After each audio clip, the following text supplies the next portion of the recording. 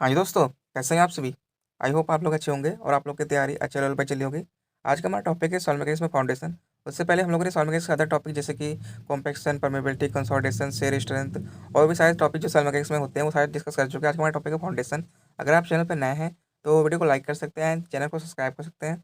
चलते हैं, देखते हैं स्क्रीन पे फाउंडेशन की शॉर्ट नोट कैसे बनाए, ठीक है। सबसे पहले तो फाउंडेशन होता क्या है? फाउंडेशन एक ऐसा स्ट्रक्चर है जो स्ट्रक्चर लोड को जो है डायरेक्टली जो है सॉइल पर ट्रांसमिट करता है, ठीक है।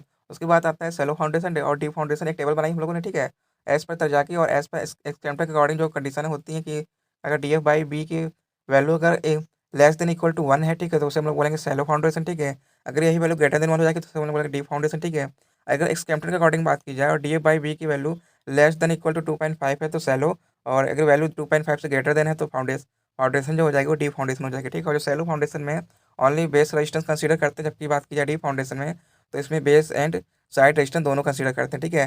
फिर बात आती है डिजाइन क्राइटेरिया। डिजाइन क्राइटेरिया की बात की जाए तो उसमें 3 क्राइटेरिया फॉलो की जाते हैं। पहला हो गया शेयर फेलियर, ठीक है, या फिर से हम लोग बोल सकते हैं बेरिंग कैपेसिटी क्राइटेरिया। फिर दूसरा आता है सेटलमेंट, ठीक है, और तीसरा आता है लोकेशन एंड डेप्थ क्राइटेरिया, ठीक है। उसके बाद कुछ टर्मिनोलॉजी आती है जैसे कि ग्रॉस प्रेशर इंटेंसिटी, ठीक है। तो फर्स्ट आता है ग्रॉस प्रेशर इंटेंसिटी, ठीक है। ये क्या होता है? ये बेस लेवल पे, ठीक है, फुटिंग के बेस लेवल पे self weight and load of footing के कारण जो प्रेशर डेवलप होता है, ठीक है, प्रेशर इंटेंसिटी डेवलप होता है, उसे लोग बोलते हैं ग्रॉस प्रेशर इंटेंसिटी, ठीक है। उसके लिए फार्मूला मेंशन किया गया है, ठीक है। उसके बाद जो जो इसमें जो होता है self weight of super structure include होता है, ठीक है। उसके बाद आता है नेट प्रेशर इंटेंसिटी, ठीक है। ये क्या, ये भी बेस के फुटिंग लेवल पे होता है। इसमें भी जो होता है load on footing and self weight of super structure का जो प्रेशर इंटेंसिटी डेवलप होता है उसे लोग बोलते हैं नेट प्रेशर इंटेंसिटी, ठीक है। इसमें जो होता है सॉइल का सेल्फ लोड कंसिडर नहीं करते, ठीक है, और जिसका फार्मूला होता है वो मेंशन किया गया है, ठीक है। अगर मान लीजिए क्यू नेट की वैल्यू या फिर नेट प्रेशर इंटेंसिटी वैल्यू 0 हो जाए, ठीक है, उस कंडीशन में जो फुल फाउंडेशन होगा उसे हम लोग बोलेंगे फ्लोटिंग फाउंडेशन, ठीक है।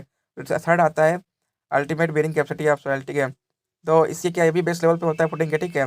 मैक्सिमम ग्रॉस प्रेशर इंटेंसिटी जिसे सॉइल जो है बिना फेल किए बियर कर सकती है, ठीक है। फिर आते हैं net ultimate bearing capacity of soil. ये भी तो होता है बेस लेवल पे होता है फुटिंग के, ठीक है। और ये क्या है? मैक्सिमम नेट प्रेशर इंटेंसिटी जिसे सॉइल जो है बिना फेल किए बियर कर सकती है, ठीक है। जो अल्टीमेट होता है उसमें ग्रॉस लिया जाता है, जिसमें नेट अल्टीमेट में होता है जो उसे नेट प्रेशर इंटेंसिटी लेते हैं, ठीक है, जैसे कि देख सकते हैं स्क्रीन पर, ठीक है। चलते हैं नेक्स्ट स्लाइड पे।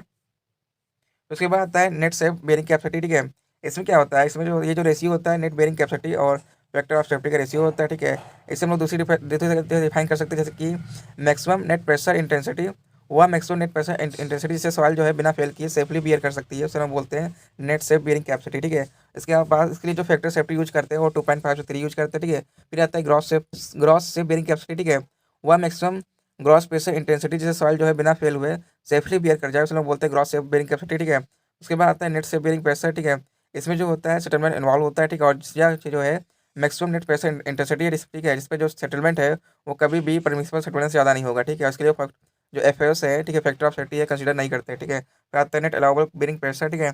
ये जो होता है मैक्सिमम नेट प्रेशर इंटेंसिटी होता है, जो हुआ मैक्सिमम नेट प्रेशर इंटेंसिटी जिसपे सॉइल ना तो शेयर में फेल करे और ना ही सेटलमेंट में फेल करे, ठीक है। उसके लिए जो कंडीशन वो मेंशन की गई है, ठीक है।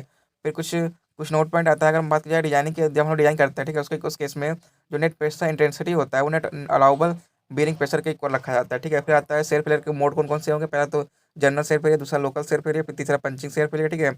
और जो जब फर्स्ट आता है जनरल शेयर फेलियर, ये जो होता है मीडियम शेयर और डेंसेंट के लिए होता है, जो इसमें जो स्ट्रेस कर्व का बिहेवियर होता है वो ब्रिटल होता है, ठीक है। इसमें जो फेलियर प्लेन होता है वेल डिफाइन होता है, ठीक है, और जो स्ट्रेस जोन होता है वो ग्राउंड सरफेस तक होता है, ठीक है। फिर आता है लोकल शेयर फेलियर, ये जो होता है लूज सैंड और सॉफ्ट क्ले के लिए होता है, ठीक है। और जिसमें फिर आता है पंचिंग सेल फेलियर, ठीक है, ये जो लूज सैंड और एनसी के लिए होता है, ठीक है। जो पंचिंग सेल फेलियर है वो डीप फाउंडेशन में भी देखने को मिलता है, ठीक है। इसमें जो फेलियर प्लान होता है वो पोरली डिफाइन होता है। जैसे एक टेबल, फिर उसका एक टेबल बनाइए, ठीक है, general shear failure local shear failure case में जो सैंड और क्ले के लिए जो वैल्यू होती है 5 SPT नंबर UCS की वैल्यू जो होती है वो मेंशन की है, जैसा कि आप स्क्रीन दे सकते हैं, ठीक है। चलते हैं नेक्स्ट स्लाइड पे। फिर उसके बाद आता है जो factor affecting of bearing capacity को जो फैक्टर अफेक्ट करते हैं, तो पहला फैक्टर होता है कि ग्राउंड वाटर टेबल की पोजीशन क्या है, ठीक है, इस सॉइल का टाइप क्या है, ठीक है, फाउंडेशन का टाइप क्या है, और जिससे फुटिंग क्या है, ठीक है, और साइज को फुटिंग की साइज क्या है, फिर ग्राउंड सरफेस कैसा है, हॉरिजॉन्टल है कि वर्टिकल है, ठीक है, लोडिंग कैसा है, कॉन्सेंट्रिक है कि सेंट्रिक है, ठीक है, और जो है सॉइल पे इनिशियल स्ट्रेस के अकॉर्डिंग जो NC के लिए है कि OC के लिए है, ठीक है। उसके बाद जो बात आती है टाइप्स ऑफ शेयर फेलियर, ठीक है। फिर आता है डिटर्मिनेशन ऑफ बेरिंग कैपेसिटी, ठीक है। इसके लिए हम लोग पहले तो एनालिटिकल मेथड करते हैं, ठीक है, फिर दूसरा मेथड है बिल्डिंग कोड मेथड, ठीक है, तीसरा है फील्ड मेथड। फील्ड मेथड में 3 टाइप के, जैसे कि एक फर्स्ट होता है प्रेलोड टेस्ट, सेकंड आता है स्टैंडर्ड पेनेट्रेशन टेस्ट और थर्ड आता है कौन पेनेट्रेशन टेस्ट, ठीक है। जो एनालिटिकल की बात की जाए उसमें फर्स्ट आता है रेनकाइन, दूसरा तरजागी, तीसरा एस्केम्पटन, ठीक है। तो बात करते हैं रेनकाइन थ्योरी की। तो रेनकाइन थ्योरी के अकॉर्डिंग जो है, ठीक है, इन्होंने जो है कोऑर्डिनेट सॉइल को कंसीडर किया है, ठीक है, और जिनके इसकी जो मेथड्स है, ठीक है, रैनकाइन थ्योरी के द्वारा जो है ultimate bearing capacity and minimum depth of footing को फाइंड आउट करते हैं, ठीक है। और जो इसमें जो स्ट्रेस होता है, ठीक है, एस बेस लेवल पर, ठीक है, एक जो होता है, ठीक है, और वो इक्वल तो होता है किसके अल्टीमेट बेयरिंग कैपेसिटी के इक्वल होता है, ठीक है। और जिससे हम लोग बोलते हैं स्टेट ऑफ प्लास्टिक इक्विलिब्रियम बोलते हैं। अगर मान लीजिए बेस लेवल पे स्ट्रेस जो है, ठीक है, वो इक्वल हो जाए अल्टीमेट बेयरिंग कैपेसिटी के लिए, तो इस केस में जो इसको हम लोग बोलते हैं स्टेट ऑफ प्लास्टिक इक्विलिब्रियम, ठीक है। उसके लिए एक जो फार्मूला मेंशन है ब्रैनकाइन थ्योरी की तरह वो मेंशन किया गया है, ठीक है, जो क्यू के लिए बेयरिंग कैपेसिटी क्यू के लिए फार्मूला जो है, उसके बाद मिनिमम डेप्थ के लिए फार्मूला वो मेंशन किया गया है, ठीक है, जैसा आप इसमें दे सकते हैं। उसके बाद आता है जो ब्रैनकाइन है जो है, ठीक है, वो जो है इफेक्ट विद एंड साइज का इफेक्ट जो है कंसीडर नहीं किया है, ठीक है। फिर आता है तरजाकी थ्योरी। तरजाकी थ्योरी जो होता है वो मॉडिफाइड फॉर्म होता है पेडेंटल थ्योरी का, ठीक है। और जी जो होता है इसमें जो होता है फाउंडेशन इज सेलो कंसीडर किया गया है, ठीक है, जो इसका जो फाउंडेशन का बेस है और रफ माना गया है, ठीक है। और जो फुटिंग है वो कंटिन्यूस स्ट्रिप कंसीडर की गई है, ठीक है, जो इसमें जो है शेयर जनरल शेयर पहले कंसीडर किया गया है, ठीक है। और जो इसमें स्ट्रेस जोन है, ठीक है, वो up to base level of foundation तक होता है जी, ठीक है। और ये जो होता है ओनली बेस रेजिस्टेंस कंसीडर करते हैं, इसका मतलब कि ये डीप फाउंडेशन के लिए वैलिड नहीं है, ठीक है। और जिसमें लोड होता है वो वर्टिकल कॉन्सेंट्रिक दोनों हो सकता है, ठीक है। और जो ग्राउंड सरफेस और होगा, ठीक है, हॉरिजॉन्टल होगा, ठीक है, जो वाटर लेवल होगा, ठीक है, वो बियॉन्ड द और जो जोन ऑफ इन्फ्लुएंस के नीचे होगा, ठीक है, जिसके कारण जो होता है कि जिसमें जो बेरिंग कैपेसिटी को इफेक्ट नहीं पड़ता है, ठीक है। और जो साइड रेजिस्टेंस इज नेग्लेक्टेड, इसका मतलब डीप फाउंडेशन के वैलिड नहीं है, ठीक है, जैसा कि आप स्क्रीन देख सकते हैं। चलते नेक्स्ट स्लाइड पे। इसके बाद उसके वो तर्जा के अकॉर्डिंग जो इक्वेशन है वो मेंशन की गई है, ठीक है, जो N C N N Q N gamma क्या है, ये जो है बेरिंग कैपेसिटी फैक्टर है, ठीक है, ये डिपेंड करता है 5 पे, ठीक है, एंगल ऑफ शेयरिंग रेजिस्टेंस पर डिपेंड करता है, ठीक है। और इसके वजह जो एन सी एन क्यू और एन गामा की जो वैल्यू है, ठीक है, फार्मूले वो मेंशन किया है, जैसे कि आप इसमें देख सकते हैं। उसके बाद जो प्योर के लिए केस में जो होता है, ठीक है, वो 5 1 होता है, ठीक है, इस केस में प्योर क्लिक बात की 5 वैल्यू 0 होती है, जो एन 5 1 हो जाता है, ठीक है। और जो एन सी होता है 5.7 होता है, एन क्यू 1 होता है, एन गामा 0 होता है, जैसे कि आप देख सकते हैं, ठीक है। और फिर आता है मॉडिफिकेशन पे जो होता है, तो जाके क्वेश्चन कुछ मॉडिफिकेशन करते हैं। फर्स्ट मॉडिफिकेशन होता है सेप के लिए, ठीक है, स्ट्रिप फुटिंग के केस में जो बेरिंग कैपेसिटी फार्मूला होता है वो मेंशन किया गया। स्क्वायर फुटिंग के लिए भी फार्मूला मेंशन है, स्क्वायर सर्कुलर फुटिंग रेक्टेंगुलर या फिर राउंड फुटिंग के लिए जो मॉडिफिकेशन फार्मूला होता है वो मेंशन किया है, ठीक है। उसके बाद आता है लोकल शेप एरिया, ठीक है, तो जाके ने जनरल शेप एरिया कंसिडर किया। अगर बात की जाए इसको हम लोकल शेप एरिया में अप्लाई करें तो उसके केस में जो सी एम इक्वल टू हो जाता है 2/3 सी हो जाता है, ठीक है। और जो 10 5 हो जाता है 2/3 10 5 हो जाता है, ठीक है। और जो एन सी डैश और एन क्यू डैश और एन गामा डैश जो है बेरिंग कैपेसिटी फैक्टर है, ठीक है, और लोकल शेयर फेलियर, ठीक है। फिर उसके बाद आता है थर्ड आता है एक मॉडिफिकेशन होता है ग्राउंड वाटर टेबल के लिए, ठीक है। जो तजागी ने ग्राउंड वाटर टेबल जो माना है वो जो जोन ऑफ इन्फ्लुएंस के नीचे माना है, जिसके कारण जो होता है बेरिंग कैपेसिटी कोई फर्क नहीं पड़ता, ठीक है। तो इस केस में 3 केस बनते हैं, जैसे कि पहला केस आता है कि when when ground water table in zone first में अगर है, ठीक है, तो इसके कारण जो बेरिंग कैपेसिटी पे कोई इफेक्ट नहीं पड़ेगा, ठीक है। अगर बात की जाए when ground water table in zone second में अगर आता है, ठीक है, तो इस केस में जो रिडक्शन फैक्टर होता है उसको जिसको फार्मूला मेंशन किया गया उसकी जो वैल्यू होती है, ठीक है, वो होती है 0 से लेकर बी तक की होती है, ठीक है, मतलब डेप्थ विथ ऑफ फुटिंग के इक्वल होती है, ठीक है, 0 से बी तक की होती है, ठीक है। इसमें 0 भी हो सकता है और बी भी हो सकता है, ठीक है। और थर्ड क्वेश्चन आता है, ठीक है, केस आता है व्हेन कॉन्वर्टेबल इज जोन थर्ड में आ जाएगा, ठीक है। तो रिडक्शन फैक्टर का फार्मूला वो मेंशन किया गया है, ठीक है। इस केस में जो जो जो वैल्यू होगी वो 0 से लेकर बी तक की होगी, ठीक है, ठीक है, जैसे कि आप इसको देख सकते हैं, ठीक है। और चलते हैं नेक्स्ट स्लाइड पे।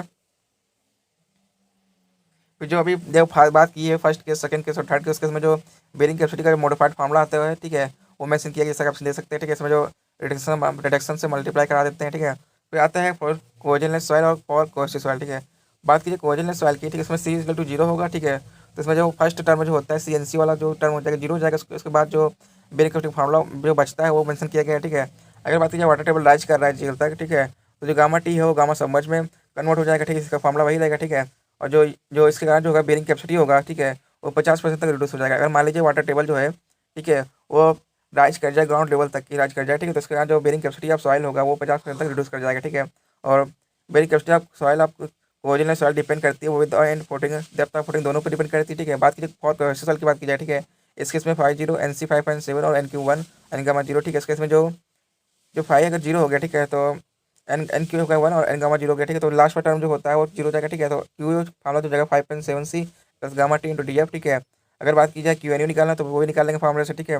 और फिर अगर वाटर टेबल लार्ज कर जाए ग्राउंड लेवल तक तो इसमें जो है तो इसमें जो है no effect in net ultimate bearing capacity, तो नेट अल्टीमेट बेरिंग कैपेसिटी कोई इफेक्ट नहीं पड़ता है, ठीक है। जो bearing capacity of fine soil जो होती है, ठीक है, यहाँ पे कोस्टल सॉइल होती है, वो सिर्फ ओनली डेप्थ ऑफ फुटिंग पर डिपेंड करता है, ठीक है, जैसा कि आप इसमें देख सकते हैं। उसको आता है स्कैम्पटन थ्योरी। स्कैम्पटन थ्योरी के अकॉर्डिंग जो होता है, ठीक है, ये जो होता है कोजिस सॉइल के लिए ओनली वैलिड है, ठीक है। और इसमें जो होता है सेलो डीप फाउंडेशन बहुत के लिए, ठीक है। और ये इसमें जो बेस साइड रेजिस्टेंस बहुत कंसिडर करते हैं, ठीक है। इसके अकॉर्डिंग जो फार्मूला मेंशन किया गया वो में से है C Q N equal to C N C, ठीक है। और जो एन सी क्या है, ये स्कैम्टर बेरिंग कैपेसिटी फैक्टर है जो कि डिपेंड करता है डी एफ बाई बी पे, ठीक है। केस में 3 केस बनते हैं। पहला केस आता है कि D F by B equal to 0, ठीक है। उस केस में स्ट्रिप फाउंडेशन के लिए जो फार्मूला मेंशन होगा वो मेंशन किया, ठीक है। उसके बाद स्क्वायर, सर्कुलर और रेक्टेंगुलर और राफ्ट के लिए जो फार्मूला होगा वो मेंशन किया, जैसे आप दे सकते हैं, ठीक है। सेकंड केस आता है कि डी एफ बाई बी की वैल्यू 2.5 से ज़्यादा है, ठीक है। तो उस केस में स्ट्रिप फाउंडेशन के लिए जो स्ट्रिप पुटिंग के लिए फार्मूला को वो मेंशन किया, ठीक है। उसके बाद जो स्क्वायर, सर्कुलर, रेक्टेंगुलर और राफ्ट के जो फार्मूला वो मेंशन किया, ठीक है, जैसे आप इसमें देख सकते हैं। चलते हैं नेक्स्ट स्लाइड पे। उसके बाद केस स्टार्ट बनता है, अगर जो डी एफ बाई बी की वैल्यू 0 से 2.5 के बीच में होगी, ठीक है, तो स्ट्रिप और स्क्वायर, सर्कुलर और रेक्टेंगुलर के केस में जो फार्मूला बनता है एनसी का वो मेंशन किया, जैसे आप देख सकते हैं, ठीक है। उसके बाद आता है फील्ड टेस्ट। हम लोगों ने एनालिटिकल टेस्ट पढ़ चुके हैं, ठीक है। इसके बाद आता है फील्ड टेस्ट, ठीक है। फील्ड टेस्ट में फर्स्ट आता है प्लेट लोड टेस्ट, ठीक है। ये जो होता है सेंड के लिए होता है। ये किसके द्वारा हम लोग है ultimate bearing capacity and settlement find out करते हैं, ठीक है। और जो फिर कुछ टर्मिनोलॉजी आती है, जैसे कि बेरिंग प्लेट है, ठीक है। उसका जो शेप होता है वो में से क्या है, थिकनेस जो होती है इससे 25 mm से कम नहीं होनी चाहिए, ठीक है। उसके बाद साइज ऑफ प्लेट है वो 300 750 mm साइज होगा, ठीक है। और जो ये जो है एटलीस्ट 4 टाइम ऑफ, ठीक है, जो maximum size of soil particle, जो सॉइल का पार्टिकल का मैक्सिमम साइज है उससे 4 टाइम से कम नहीं होना चाहिए, ठीक है। जैसे कि आप सीन दे सकते हो। उसके बाद आता है जो सेटलमेंट को मेजर करने के लिए हम डायल गेज यूज कर सकते हैं, ठीक है। और डायल गेज अगर 2 डायल गेज यूज कर रहे हैं तो इसको हेलो 180 डिग्री पर लगाएंगे, ठीक है। तो अगर 3 डायल गेज यूज कर रहे हैं तो हम 120 डिग्री पर लगाएंगे, ठीक है, जैसा आप इसमें देख सकते हैं। उसके बाद आता है टेस्ट पिट। जब हम लोग जो होल्ड बनाएंगे, ठीक है, उसका जो विड्थ होना चाहिए वो जो प्लेट की विड्थ से 5 टाइम्स होना चाहिए, ठीक है। और उसके बाद लोड इंक्रीमेंट जो कर्व बनता है, ठीक है, डेंस स्ट्रेंथ के लिए, लूज स्ट्रेंथ के लिए वो हम लोग प्लॉट किए कर देख सकते हैं। ये बनता है लोड इंटेंसिटी और सेटलमेंट के बीच के कर्व प्लॉट होता है, ठीक है, जैसा कि स्क्रीन देख सकते हैं। उसके बाद आता है सेटलमेंट। सेटलमेंट जो होता है क्ले की बात की जाए 24 आवर्स के बाद में, ठीक है, तो वो होता है 70 से 80% settlement of probable ultimate settlement, ठीक है। प्रोबेबल अल्टीमेट सेटलमेंट का जो होता है 70 से 80% सेटलमेंट हो जाता है, ठीक है, 24 घंटे में, ठीक है। और जो अगर बात की जाए सेटलमेंट अगर 25 mm से हो गया, ठीक है, तो उसमें जो टेस्ट को लोग टेस्ट कंप्लीट हो जाते हैं, ठीक है। 25 में सेटलमेंट हो जाता है तो टेस्ट को हम लोग रोक देते हैं, ठीक है, जैसा आप स्क्रीन देख सकते हैं। उसके बाद कुछ टर्म आते हैं जैसे कि एसी के बेस पे तो अकॉर्डिंग जो है कुछ जैसे ultimate bank capacity on the basis of shear cater के अकॉर्डिंग जो है क्ले और सेंट के लिए जो फॉर्मूले में होते हैं, ठीक है, वो मेंशन किया गया, जैसे कि Q F equal to Q U P, जहाँ पे क्यू यू पी जो है, ठीक है, वो प्लेट के लिए, क्यू एफ जो है वो पुटिंग के लिए, ठीक है, वो इक्वल हो जाता है, ठीक है। मेंशन किया जैसे कि क्यू एफ और क्यू यू पी, ठीक है, ठीक है, इक्वल हो जाएगा, ठीक है, क्ले के लिए, ठीक है। बात करें सेंट के लिए वो क्यू यू एफ और अपान में Q A P equal to B F upon B P, ठीक है। तो बी एफ क्या है, बी एफ है आपका, ठीक है, विद द फुटिंग, और बी पी क्या है, विद द प्लेट, ठीक है, जैसे कि आप इसे देख सकते हैं, ठीक है। उसके बाद जो सेफ सेटलमेंट प्रेशर बात की जाए on the basis of settlement के अकॉर्डिंग जो है, ठीक है, सेंड के लिए जो फार्मूला होता है वो मेंशन किया, क्ले के लिए फार्मूला होता है वो मेंशन किया, ठीक है। फिर अलाउबल बेरिंग प्रेशर की बात की जाए वो क्ले के लिए जो फार्मूला होता है वो मेंशन किया है, और सेंड के लिए फार्मूला है वो मेंशन किया, ठीक है, जैसे कि आप इसमें देख सकते हैं, ठीक है। चलते हैं नेक्स्ट स्लाइड पे। फिर आता है स्टैंडर्ड पेनिट्रेशन टेस्ट, ठीक है। ये जो होता है ये मीडियम टू डेंस के लिए होता है, ठीक है। इसके द्वारा हम लोग जो है फॉलोइंग चीज़ें फाइंड आउट कर सकते हैं, ठीक है, जैसे कि रिलेटिव डेंसिटी हो गया, फिर डेंसिटी इंडेक्स बोल सकते हैं, ठीक है। एंगल ऑफ शेयरिंग रेजिस्टेंस हो गया, ठीक है, अनकन्फाइंड कंप्रेसिव स्ट्रेंथ हो गया। उसके बाद अल्टीमेट बेरिंग कैपेसिटी, ठीक है। उसके बाद आता है अलोबल बेरिंग प्रेशर, ठीक है। और ये जो होता है लूज स्टैंडर्ड के लिए अप्लीकेबल नहीं होता है, ठीक है, जैसे आप स्क्रीन देख सकते हैं। उसके में जो केस में जो होता है, ठीक है, बोर होल होता है, ठीक है, वो 55 से 150 mm का डाय का होता है, ठीक है। जो वेट ऑफ हैमर होता है 63.5 या 65 के जी होता है, ठीक है। फ्री फॉल कराते हैं वो होता है 75 सेंटीमीटर, ठीक है। और जो फर्स्ट जो 15 सेंटीमीटर पेनिट्रेशन होता है, ठीक है, उससे हम लोग नेगलेक्ट कर देते हैं। उसके बाद जो 30 सेंटीमीटर होता है उसको हम लोग कंसीडर करते हैं। उसके लिए जो नंबर ऑफ ब्लो होता है, ठीक है, उसे हम लोग बोलते हैं पेनिट्रेशन रेजिस्टेंस, ठीक है, जैसे आप इसमें देख सकते हैं। उसके बाद कुछ कुछ आपका जो होता है करेक्शन अप्लाई करते हैं, जैसे ओवर बर्डन करेक्शन होता है, ठीक है, ठीक है। जो पेनिट्रेशन रेजिस्टेंस होता है, ठीक है, वो सैलो डेप्थ पे होता है, अंडर एस्टिमेट हो जाता है, ठीक है, आपकी ग्रेटर डेप्थ पे होता है वो ओवर एस्टिमेट हो जाता है। इसको जो होता है, ठीक है, एक्यूरेट के पास एक्चुअल के पास लाने के लिए, ठीक है, उसको हम लोग कुछ करेक्शन अप्लाई करते हैं, ठीक है, उसे हम बोलते हैं ओवर बर्डन करेक्शन, ठीक है। उसका फार्मूला जो होता है वो मेंशन करते हैं, ठीक है। और ये जो इफेक्टिव स्ट्रेस है वो 280 से कम या उसके बराबर होना चाहिए, ठीक है, तब हम लोग फार्मूला अप्लाई करेंगे, ठीक है। बात की जाती है करेक्शन वैलिड फॉर ड्राई और मॉइस्ट सैंड, ठीक है, ड्राई और मॉइस्ट सैंड के लिए अप्लाई किया जाता है, ठीक है। उसके बाद आता है सेकंड करेक्शन आता है डायलेटेंसी करेक्शन, ठीक है। ये जो होता है वाटर कंटेंट का होता है, ठीक है, वाटर कंटेंट का जो होता है माइनस 4 वाटर % डेवलप हो जाता है, जिसके कारण जो होता है कि जो पेनिट्रेशन रेजिस्टेंस होता है वो जो होता है ओवर एस्टिमेट हो जाता है, ठीक है। इसके कारण जो हम लोग करेक्शन अप्लाई करते हैं, ठीक है। इसके इसमें अगर एन की वैल्यू जो एन वन क्या है, एन वन यहाँ से हम लोग ओवर बर्डन करेक्शन का अप्लाई करने के बाद जो एन वन हम लोग को प्राप्त होगा, ठीक है, एन की वैल्यू 15 से ज़्यादा तो हम लोग बोलेंगे डेंस है, ठीक है। उसके बाद जो फार्मूला होता है वो मैंने किया गया, ठीक है। अगर एन की वैल्यू 15 से कम है, ठीक है, तो डायलेटेंसी करेक्शन अप्लाई नहीं करेंगे। एन 15 से कम है तो उसे हम लोग बोलेंगे लूज सॉइल, ठीक है, लूज सैंड, ठीक है।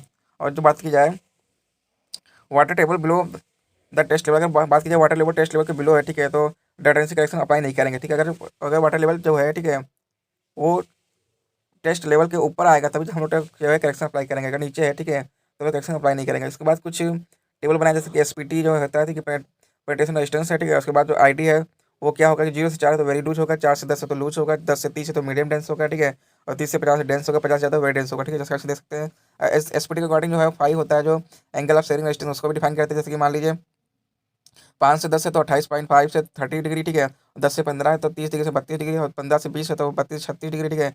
और 30 से 45 है तो 36 40 डिग्री, और 45 से 50 है तो 40 से 43 डिग्री सीन देख सकते हैं, ठीक है। चलते हैं नेक्स्ट स्लाइड पे। उसके बाद एक और टेबल प्लाट की, ठीक है। और एसपीटी नंबर और क्यू क्यू क्या है, अनकन्फाइंड कंप्रेसिव स्ट्रेंथ है, ठीक है। उसके बाद कंसिस्टेंसी, ठीक है। अगर एसपीटी लेस देन 2 है तो, और क्यू लेस देन 25 है तो ये जो कंसिस्टेंसी होगी वेरी सॉफ्ट होगी, इसके अकॉर्डिंग जो है, ठीक है, कंसिस्टेंसी मेंशन की, जैसे आप टेबल देख सकते हैं, ठीक है। उसके बाद आता है नेक्स्ट टेस्ट आता है कोन पेनेट्रेशन टेस्ट आता है, ठीक है। इससे हम लोग स्टैटिक कोन पेनेट्रेशन टेस्ट या फिर डच स्टैटिक कोन पेनेट्रेशन भी बोल सकते हैं, ठीक है। और इसमें जो बेस एरिया होता है कोन का वो 10 सेंटीमीटर स्क्वायर होता है, ठीक है। और जो वर्टेक्स एंगल होता है कोन का, ठीक है, वो 60 डिग्री होता है, ठीक है। और जो जो कोन पेनेट्रेशन टेस्ट है ये सॉफ्ट के लिए and fine to medium sand के लिए एप्लीकेबल होता है, ठीक है। उसके बाद कुछ कॉन्टैक्ट डिस्ट्रीब्यूशन डायग्राम होता है, जैसे आप देख सकते हैं। उसके लिए क्लिक के लिए जो डायग्राम होता है वो मेंशन किया गया। उसके बाद ठीक है सैंड के लिए होता है, एक जगह फ्लेक्सिबल फुटिंग होगी तो डायग्राम कैसा होगा, रिजिड फुटिंग होगी तो डायग्राम कैसा होगा, ठीक है, वो मेंशन किया गया, जैसे आप स्क्रीन देख सकते हैं, ठीक है। चलते हैं नेक्स्ट स्लाइड पे। उसके बाद एक हम लोग टेबल बनाइए, ठीक है। अगर बात की जाए फ्लेक्सिबल फुटिंग है या रिजिड फुटिंग है, ठीक है, और सॉइल क्ले है तो कॉन्टैक्ट प्रेशर जो होगा यूनिफॉर्मली होगा, ठीक है। जो सेटलमेंट होगा नॉन यूनिफॉर्म होगा, ठीक है। अगर बात की जाए रिजिड फुटिंग है तो कॉन्टैक्ट प्रेशर नॉन यूनिफॉर्म होगा, सेटलमेंट होगा यूनिफॉर्म होगा, ठीक है। अगर बात की जाए सैंड की और फ्लेक्सिबल फुटिंग है तो कॉन्टैक्ट प्रेशर यूनिफॉर्म होगा, ठीक है, जो सेटलमेंट होगा नॉन यूनिफॉर्म होगा, ठीक है। अगर बात की रिजिड फुटिंग की तो कॉन्टैक्ट प्रेशर जो होगा सेंटर पे मैक्सिमम होगा, एच पे मिनिमम होगा, ठीक है, और जो सेटलमेंट होगा यूनिफॉर्म होगा। इस तरह का ऑप्शन दे सकते हैं, ठीक है। उसके बाद जो जो सेटलमेंट क्राइटेरिया होता है, ठीक है, उसके अकॉर्डिंग जो मैक्सिमम म्यूनिसिपल सेटलमेंट होता है उसकी टेबल बनाई गई है, ठीक है। अगर बात कीजिए आइसोलेटेड या फिर ड्राफ्ट फुटिंग है तो ठीक है। अगर सॉइल सैंड है, ठीक है, आइसोलेट केस में जो परमिसिबल सेटलमेंट होना चाहिए 40 होना चाहिए, ठीक है। अगर बात की जाए अगर राफ्ट फुटिंग है तो जो सेटलमेंट होगा, ठीक है, वो 40 से 65 होगा, ठीक है। किले की बात की जाए तो आइसोलेटेड केस में 65 ठीक है, और जो राफ्ट के केस में 65 से 100 ठीक है, जैसा आप देख सकते हैं। उसके बाद मैक्सिमम डिफेंसर सेटलमेंट की बात की जाए, ठीक है, बात की जाए तो सॉइल अगर सैंड है, ठीक है, तो 25 ठीक है, किले तो 40 होनी चाहिए, ठीक है। उसके बाद कुछ टर्मिनोलॉजी जैसी होती है, एमएस जो है, ठीक है, वो मैक्सिमम सेटलमेंट है, ठीक है, और जो डीएस है वो डिफेंसिव सेटलमेंट है, ठीक है। जो एडी है वो एंगुलर डिस्टोरेशन है, ठीक है, देख सकते हैं। उसके बाद कुछ टेबल मेंशन कीजिए, जैसे कि आइसोलेटेड फुटिंग है, ठीक है, उस केस में जो स्टील स्ट्रक्चर और आरसीसी स्ट्रक्चर के केस में जो एमएसडीएस और एडी का जो वैल्यू होती है सैंड एंड हार्ड क्ले और क्ले के बीच में वो मेंशन किया गया, ठीक है। इसी टाइप से राफ्ट फुटिंग के लिए भी जो है, ठीक है, राफ्ट फाउंडेशन के लिए जो स्टील स्ट्रक्चर और आरसीसी स्ट्रक्चर के लिए जो एमएसडीएस और एडी के लिए जो वैल्यू होती है वो मेंशन की गई है। यहाँ पे जो टर्मिनोलॉजी मेंशन कर दी गई है, एमएस जो है, ठीक है, मैक्सिमम सेटलमेंट है, जबकि डीएस है और डिफरेंशियल सेटलमेंट है, जबकि एडी जो है वो एंगुलर डिस्टोरेशन है, ठीक है, आप देख सकते हैं, ठीक है। और जो सॉइल है उसके लिए जो मेंशन वैल्यू मेंशन की गई टेबल बना दी गई, ठीक है। तो ये तो हमारा लास्ट का पेज, ठीक है। चलते हैं नेक्स्ट नेक्स्ट पेज पे, मतलब फर्स्ट पेज पे चलते हैं।